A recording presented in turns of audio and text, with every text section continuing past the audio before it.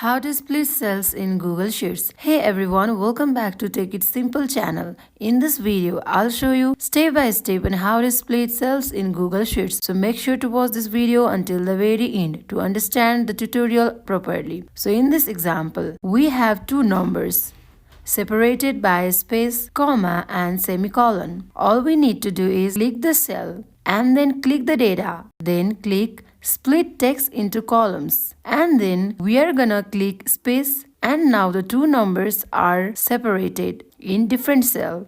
So we are gonna do the same thing for the comma data split text into columns. Now I am going to do it for last time. So that wraps up this tutorial. If you have any questions about this whole process, please let me know in the comment section below. And if this video helped you, please give it a thumbs up and subscribe to this channel. Thank you for watching. See you in the next video. Until then, bye bye.